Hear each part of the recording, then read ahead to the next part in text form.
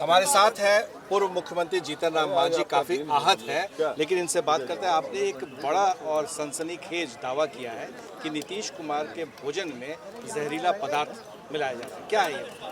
हम नहीं किया है, सब लोग ऐसा कह रहे हैं कि अगर उनके जो आचरण अभी देखा जा रहा है, चाल चलन देख जा रहा है, कभी मुंह नोचते हैं, कभी माथा बिलगाते हैं, कभी पेट सहलाते हैं और बोलने में भी अब उनका कोई ठौर नहीं है कि किसको क्या कह देंगे।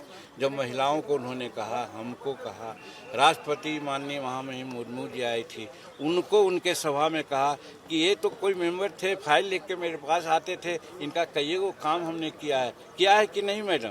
ये एक मुख्यमंत्री महामहिम राष्ट्रपति से पूछता है तो कोई सामान्य दिमाग रखने वाला और विचार रखने वाला आदमी करता है क्या? इस सब चीज़ से लगता है कि वो अब नॉर्मल होते जा रहे हैं और हद तो कल हो गया।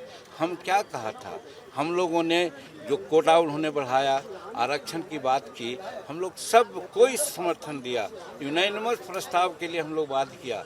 हम सिर्फ यही कहा उनसे कि बाबा भीमराव अंबेडकर ने जब आरक्षण की बात कही थी तो कहा था कि 10 वर्ष में उसका समीक्षा होना चाहिए और समीक्षा में यदि हम पाए कि अमुक लोग ठीक है, आगे बढ़ गया, तो उसको छांट करके नए जो गरीब है उसको ले जाके करेंगे। वही चीज़ हमने कहा कि 1971 से यहाँ रोस्टर नियम लागू है प्रमोशन में आरक्षण का और देखा गया है कि 3.7% ही अभी वो प्रतिनिधित्व है, जबकि 74 वर्ष संविधान लागू हुए हो गया। वैसी परिस्थिति में आज बताइए आप कि ये जो बैकलॉग है ये कब पूरा होगा?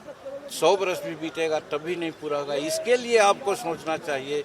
और लाखों अभी हमारे बैकलॉग है शेड्यूल कास्ट के आरक्षण का, इतनी आप नौकरियां की बात आप कर रहे हैं, कुछ नौकरी का रेवड़ी बांटे भी हैं, तो उस बैकलॉग को भी इम्प्लीमेंट करते और हमारे गरीब लोगों को आप उसमें नौकरी दे देते उनका कोटा के अनुसार, तब अच्छा होता। इतने कहने पर वो भड़क गए। इसको कुछ पता नहीं है, कोई जानता नहीं है, इसको हमने मुख्यमंत्री बनाया, इसको ये किया वो किया, जो अप्रासंगिक बात थी, ऐसा बोलने का कोई अधिकार नहीं था। इसीलिए सवाल उठ रहा है कि जो आपने आरोप लगाया तो इससे किसको फायदा होगा भोजन में जहर देने से? कौन है वो शख्स जो इसके पीछे है? अरे पीछे कौन है अब ये तो जांच में आएगा, जांच की मांग हम लोग करते हैं, लेकिन मोटा मोटी हम लोग यही कर सकते हैं कि आज जनता दल यूनाइटेड में 2 धड़ा हो गया है। एक धड़ा भाजपा के साथ जाना चाहता है, दूसरा धड़ा लालू जी के साथ जाना चाहता है। और लालू जी के बारे में और तेजस्वी के बारे में माननीय मुख्यमंत्री ने कहने का काम किया था कि 2023 में तेजस्वी प्रसाद बिहार के मुख्यमंत्री होंगे।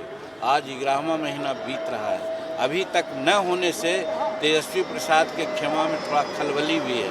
हालांकि कि 12-13 विभाग मिला है, मालदार विभाग मिला है, वो अपना काम कर रहे हैं, लेकिन चीफ मिनिस्टरशिप नहीं मिला, इसके लिए वो थोड़ा हड़बड़ी में है। इसलिए हम लोग ये कह सकते हैं कि वो जल्दीबाजी में अनेक बात बोल करके अपने वचनों से या कर्मों से नीतीश कुमार को प्रभावित कर रहे हैं कि जल्दी से आप पद छोड़िए।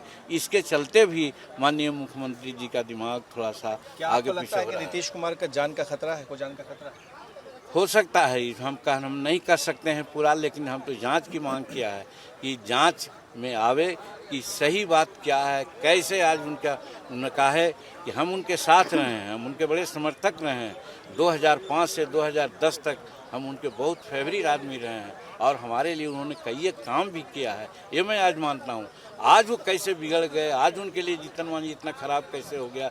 जरूर कहीं न कहीं उनके मानसिक स्थिति में बदलाव किसी भी परिस्थिति में लाया गया है, वो आया है। किससे जांच होनी चाहिए, कौन लगता है इसके पीछे? अब जांच में स्वास्थ्य विभाग का ही कोई ऐसा एक्सपर्ट हो जो भी हिंदुस्तान लेवल पर हो, वो आकर के जांच करे।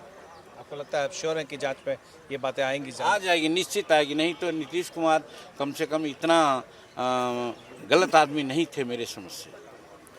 आपने सुना जीतन राम मांझी जी को सीधे तौर पर कि जांच होनी चाहिए और क्या उनके वाकई जान को खतरा है। ये तमाम सवाल है जिसको मांझी उठा रहे हैं। हमारे सहयोगी विशाल के साथ प्रकाश कुमार, ABP न्यूज़, पटना।